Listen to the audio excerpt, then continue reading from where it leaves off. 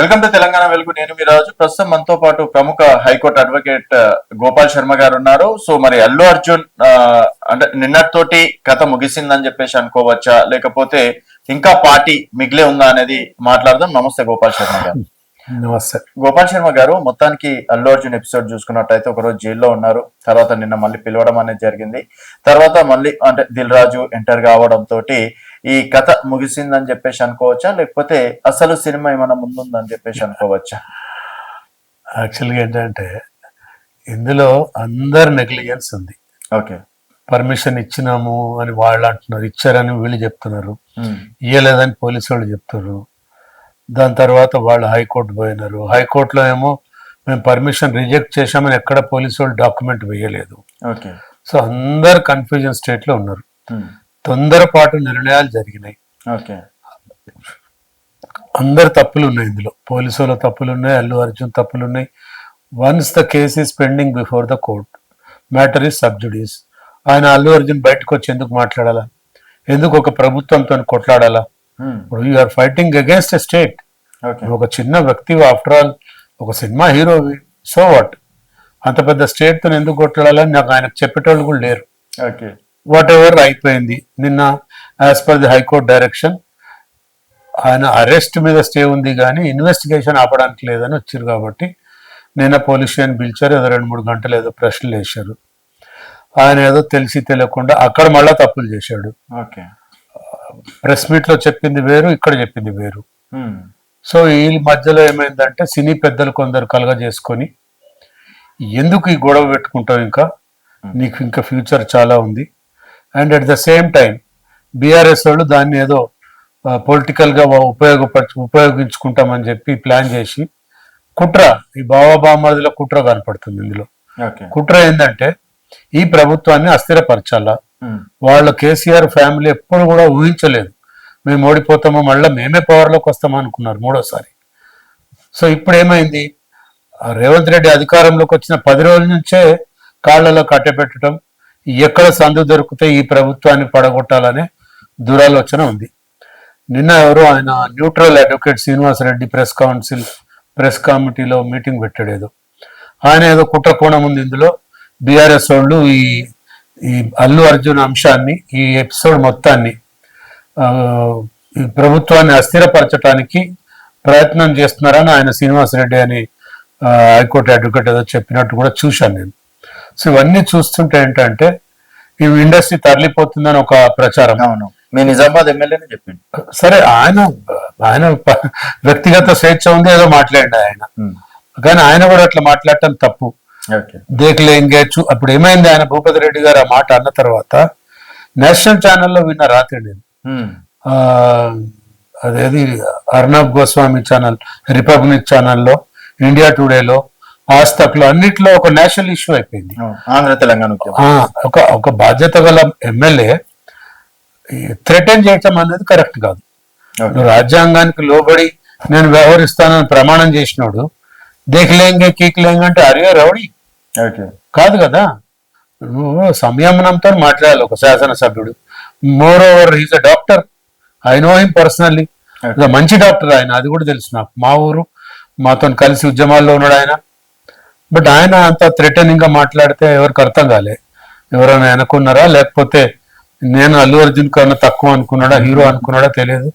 What ever, ఇప్పుడు మటుకు సినీ పెద్దలు, దిల్ రాజు గారు వీళ్ళంతా కలిసి ఈ అంశానికి తెరపడే విధంగా ప్రయత్నాలు జరుగుతున్నట్టు ఒకవైపు జరుగుతూ ఉంటే, బీఆర్ఎస్ వాళ్ళేమో అవకాశం అరే మించిపోయింది, దీన్ని ఇంకా ఫ్లేరప్ చేసి రాజకీయ లబ్ధి పొందుదామని చూసినట్టుగా కూడా కనపడుతుంది. ఏదేమైనా ఇంత పెద్ద ఇంపార్టెన్స్ ఇచ్చే నిన్న మొత్తం టీవీలు, మొత్తం పేపర్లు, నేషనల్ ఛానల్స్ ఇదేదో పెద్ద ఉపద్రవం వచ్చినట్టు, అదేదో చైనా ఇండియా యుద్ధం వచ్చినంత ప్రచారం చేశారు, విచ్ ఈస్ నాట్ కరెక్ట్. వాళ్ళు అంత ఇంపార్టెన్స్ ఇచ్చే టాపిక్ కాదు, సబ్జెక్ట్ కాదు. సార్ ఇప్పుడు ఇక్కడ చూసుకున్నట్టయితే అంటే అసెంబ్లీలో దాదాపుగా గంట సేపు ఆ ఇష్యూ గురించి మాట్లాడడం అనేది జరిగింది. ఇది కేవలం ఇంకేదన్నా మెయిన్ ఇష్యూని పక్కదో పెట్టించడానికి అని చెప్పేసి అనుకోవచ్చా?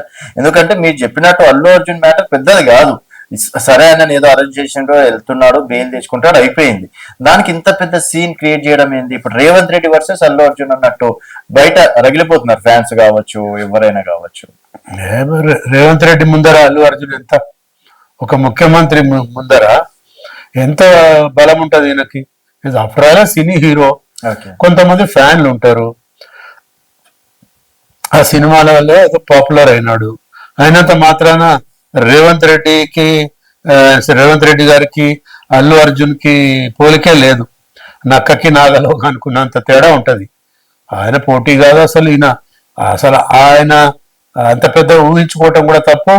ఫ్యాన్స్ ఒకవేళ ఆ విధంగా అనుకుంటే, ఒక స్టేట్ హెడ్ ఆయన ముఖ్యమంత్రి గారు, ఆయనకి నేనేదో పోటీ ఇస్తా, ఆయనకి నేను కౌంటర్ స్టేట్మెంట్ ఇస్తా, అంతకన్నా మూర్ఖత్వం ఇంకోటి ఉండదు. పోటీలో ఏం లేదు. ఆయన ఏదో అక్బరుద్దీన్ ఓవైసీ ప్రశ్న అడిగాడు, దీని మీద మీ స్టేట్మెంట్ ఏంటి అంటే, ఆయన రేవంత్ రెడ్డి గారు సభానాయకుడు కాబట్టి ఆయన ఆ స్టేట్మెంట్ ఇవ్వాల్సి వచ్చింది. అదర్వైజ్ అసలు అసెంబ్లీలో చర్చించాల్సిన పెద్ద అంశమే కాదు. అనేక సమస్యలు ఉంటాయి చర్చించడానికి అసెంబ్లీలో, ఇది ఒక చిన్న అంశం. ఇది ఆయన అక్బరుద్దీన్ అడిగాడు కాబట్టి ఈయన జవాబు ఇచ్చాడు. అదర్వైజ్ ఏం ఇంపార్టెన్స్ ఉంది ఆయనకి? అల్లు అర్జున్ అనేది సినిమా హీరో, ఏం ఇంపార్టెన్స్?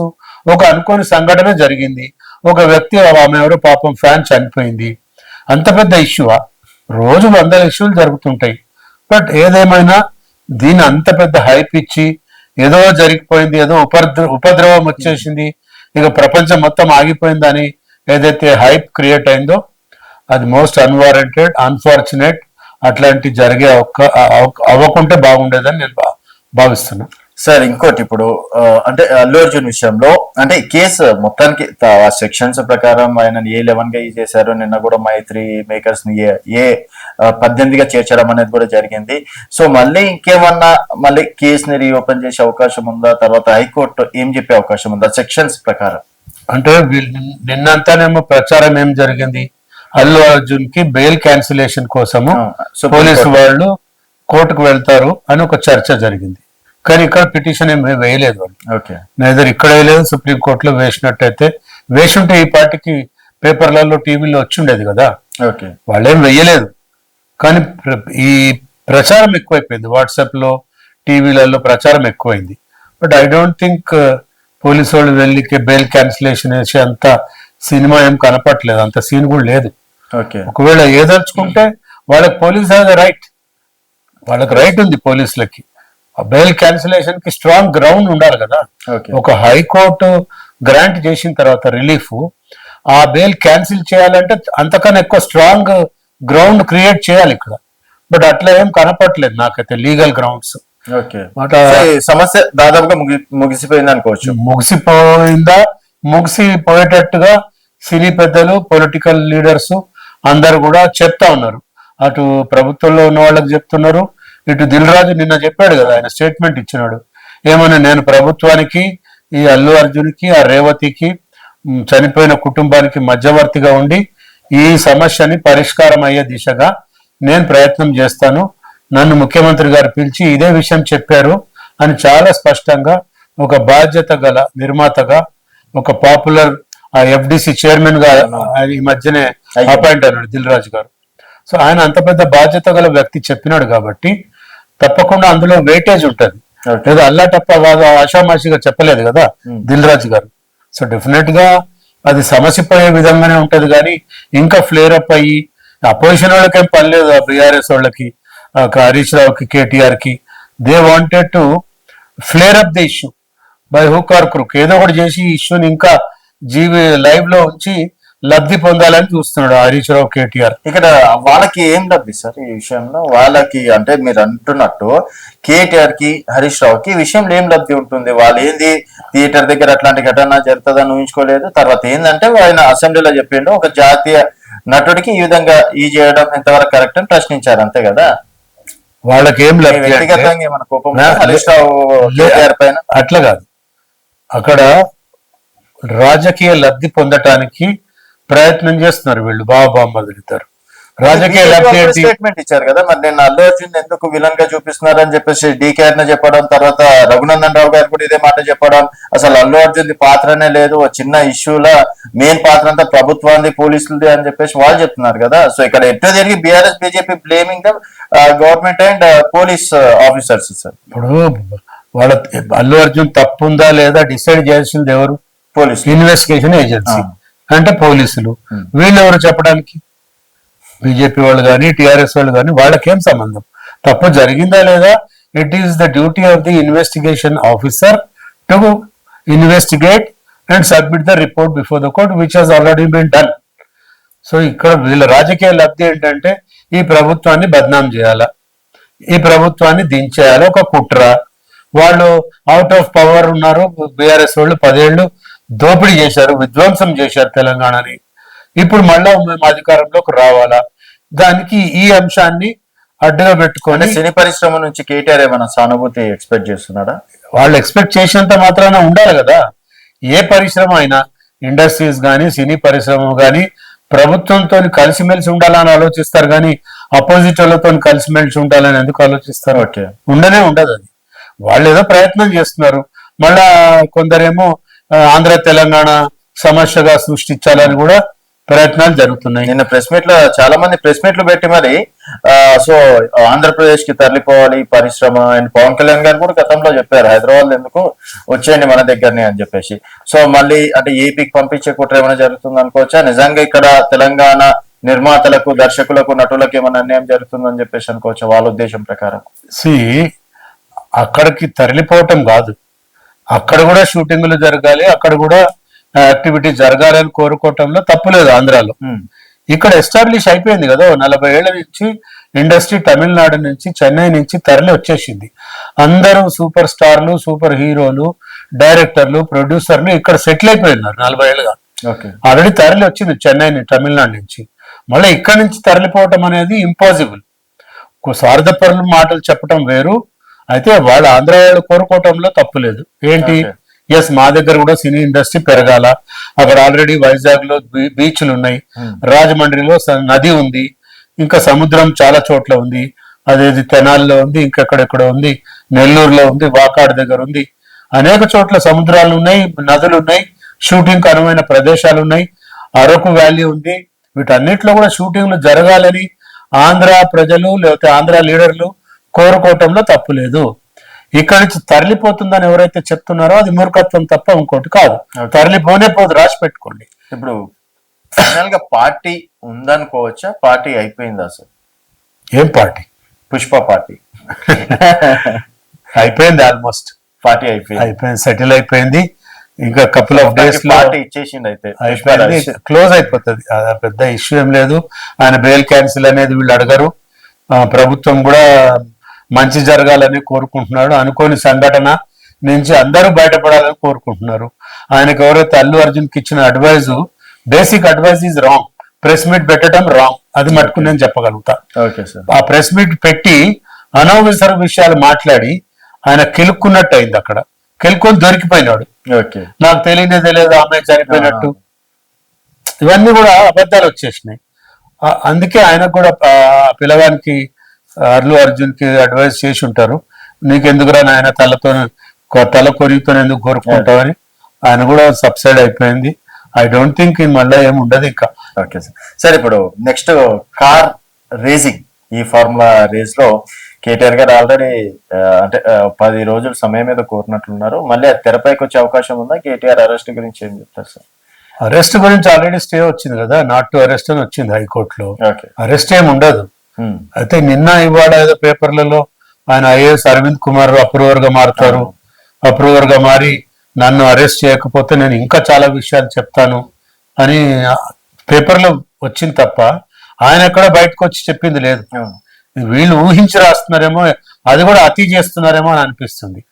అసలు ఆయన చెప్పాలి కదా, అరవింద్ కుమార్ ఎక్కడ బయటకు వచ్చి చెప్పట్లేదు, వీళ్ళే ఊహించేసుకొని రాసిస్తున్నారు పేపర్లో, టీవీలలో. పెద్ద చర్చ దాని మీద, అదో పెద్ద దేశ సమస్య అయినట్టు. ఏదేమైనా మంచిది కాదు ఇది. ఆయన వచ్చి బయట మాట్లాడితే ఎస్ నేను అప్రూవర్ అవుతానండి అని ఎవరిని కలవాలా? ఆ కన్సర్న్డ్ ఐఓని కలవాలి, ఇన్వెస్టిగేషన్ ఆఫీసర్ని. ఆయన దగ్గర పోయి ఒక ఏది రిక్వెషన్ ఇచ్చుకోవాలా, నేను అప్రూవర్ గా మారుతానని. అప్పుడు అప్రూవర్ గా మారటం కూడా అంత ఈజీ కాదు. స్టడీ చేస్తారు, ఎగ్జామిన్ చేస్తారు, దాని మీద ఇన్వెస్టిగేషన్ అవుతుంది.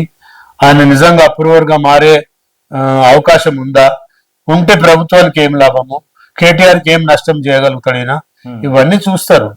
ఉట్టిగా అప్రూవర్ గా మారినంత మాత్రాన శిక్ష తగ్గించుకోవటానికి ఉపయోగపడుతుంది, కానీ టోటల్ గా శిక్ష నుంచి తప్పించుకోలేరు. అంటే ఇప్పుడు ఆల్రెడీ గవర్నర్ గారు ఓకే అన్నారు, తర్వాత ఏమంటారు మన తెలంగాణ సిఎస్ శాంతికుమారి గారు ఏసీబీకి సిఫారసు చేయడం అనేది జరిగింది, ఏసీబీ కేసు ఫైల్ చేసింది, నోటీసులు కూడా అక్కడికి వెళ్ళడం అనేది జరిగింది. సో అక్కడ నుంచి మళ్ళీ హైకోర్టులో నడుస్తుంది. మరి అది కూడా అక్కడనే పులి స్టాప్ అనుకోవచ్చు, మళ్ళీ తెరపైకి వస్తుంది. లేదు, హైకోర్టులో లిమిటెడ్ పీరియడ్ 4 weeks ఏదో స్టే ఇచ్చారు.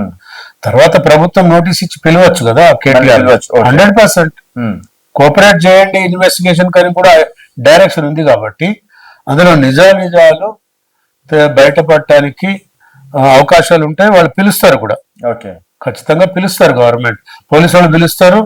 దాంట్లో ఉన్న ఫర్దర్ ఇన్వెస్టిగేషన్ కి పిలవాల్సి వస్తుంది, పిలుస్తారు. ఆయన ఏదో చెప్పుకుంటాడు, తద్వారా దాన్ని బట్టి ఫర్దర్ కోర్స్ ఆఫ్ యాక్షన్ ఉంటుంది. అదేం సమస్య పోలేదు. ఈ ఫార్ములా రేస్ అనేది ప్యూర్ నెగ్లిజెన్స్. అసలు ఫైనాన్స్ కు సంబంధం లేకుండా, కేబినెట్ కి సంబంధం లేకుండా ఫారిన్ ఎక్స్చేంజ్ ని అంత ఆఫ్ హ్యాండెడ్ గా 54-55 కోట్లు ఇవ్వటం అనేది రాంగ్. వీళ్ళు బీఆర్ఎస్ ఆర్గ్యుమెంట్ ఏంటి, మేము మా జేబులోకి వచ్చినాయా, వాళ్ళకి ఇచ్చేసాం కదా. దానికి ఒక టెక్నికాలిటీస్ ఉంటాయి కదా, రూల్స్ ఉంటాయి, రెగ్యులేషన్ ఉంటాయి, బిజినెస్ రూల్స్ ఉంటాయి, ఫైనాన్షియల్ రూల్స్ ఉంటాయి. ఏది పడితే అది చేస్తాను, నేను అధికారంలో ఉన్నా, ఇంట్లో బీరువాల నుంచి డబ్బు తీసుకొని జేబులో పెట్టుకున్నట్టు కాదు కదా. ప్రతిదానికి అకౌంటబిలిటీ ఉంటది ప్రభుత్వం అన్నప్పుడు. సరే మూడోసారి మేమే వచ్చేస్తాంలే, గెలుస్తాము అని అడ్డగోలు వ్యవహారం చేసిండు కేటీఆర్. ఇందులో అంతకు తప్ప ఇంకొట్లేదు. సార్ ఇప్పుడు అంటే ఈ సంవత్సరం సమయం ఇస్తున్నా అన్నాడు కేసీఆర్ గతంలో. సో సంవత్సరం సమయం కూడా అయిపోయింది. నెక్స్ట్ ఒకవేళ కేసీఆర్ రంగంలో దిగితే రాజకీయ మార్పులు చేర్పులు ఏమైనా ఉండే అవకాశాలు ఉంటాయి అనుకోవచ్చా సార్? తర్వాత న్యూ ఇయర్ తర్వాత ఏ విధంగా ఉంటుంది అనుకోవచ్చు? కేసీఆర్ కుటుంబము వాళ్ళు 10 ఏళ్లలో చేసిన విధ్వంసము, 10 ఏళ్లలో చేసినటువంటి అరాచకము, 10 ఏళ్లలో చూసినటువంటి భూదోపిడి, ధరణి పేరు మీద అన్ని దోపిడీలు చేశారు. ప్రజలలో పరపతి కోల్పోయిన కుటుంబం ఇది.